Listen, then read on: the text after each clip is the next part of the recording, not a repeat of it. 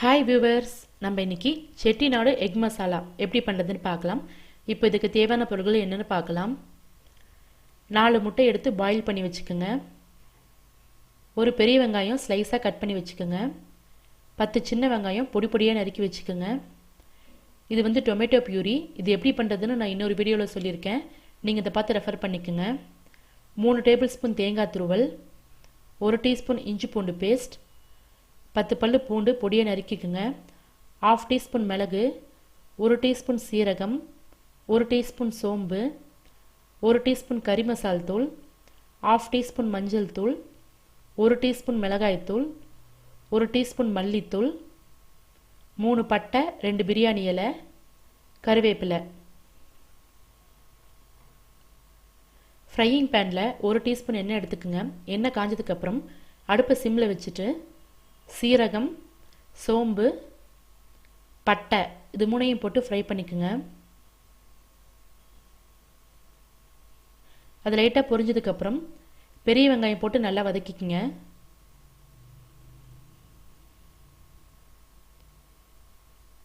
வெங்காயம் நல்லா வதங்கினதுக்கப்புறம் தேங்காய் துருவல் போட்டு 2 நிமிஷம் வதக்கிக்குங்க. 2 நிமிஷம் வதங்கினதுக்கப்புறம் நல்லா ஆற வச்சுடுங்க. நல்லா ஆறினதுக்கப்புறம் மிக்சியில் போட்டு நைஸாக பேஸ்ட் பண்ணிக்கோங்க.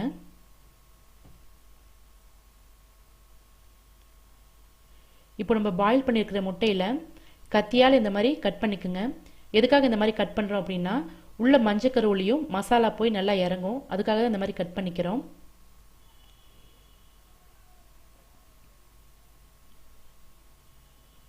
பேனில் 1 டீஸ்பூன் எண்ணெய் எடுத்துக்கோங்க.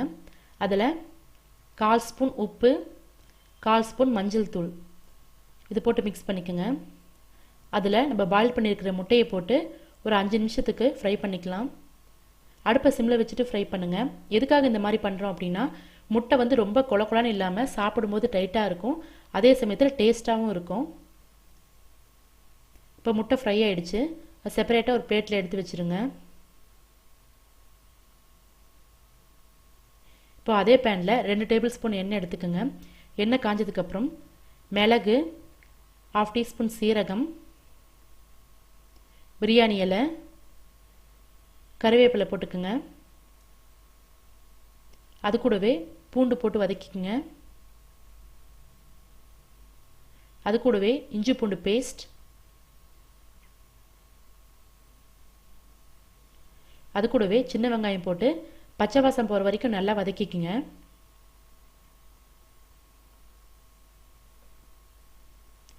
வெங்காயம் நல்லா வதங்கிடுச்சு. இப்போ இதில் மிளகாய்த்தூள், மல்லித்தூள், மஞ்சள் தூள், கறி மசால் தூள் இதெல்லாம் போட்டு ஒரு 2 நிமிஷத்துக்கு நல்லா வதக்கிக்குங்க. இப்போ நல்லா வதக்கியாச்சு. இப்போ இதில் இந்த டொமேட்டோ பியூரி ஊற்றிக்கலாம். ஊற்றிட்டு நல்லா வதக்கிக்குங்க. ஒரு 1/2 டீஸ்பூன் உப்பு போட்டு வதக்கிக்கலாம். உப்பு போட்டு வதக்கினோம்னா தக்காளி வந்து சீக்கிரமாக வதங்கிடும். இப்போ பாருங்கள் நல்லா வதக்கியாச்சு. இப்போ இதில் நம்ம ரெடி பண்ணி வச்சுருக்கிற மசாலா பேஸ்ட்டை ஊற்றிக்கலாம்.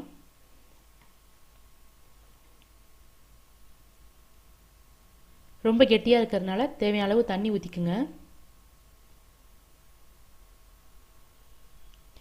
இப்போ அடுப்பை மீடியம் ஃப்ளேமில் வச்சுட்டு ஒரு 10 நிமிஷம் இதை நல்லா கொதிக்க வைங்க. இப்போ ஒரு 10 நிமிஷம் ஆயிடுச்சு.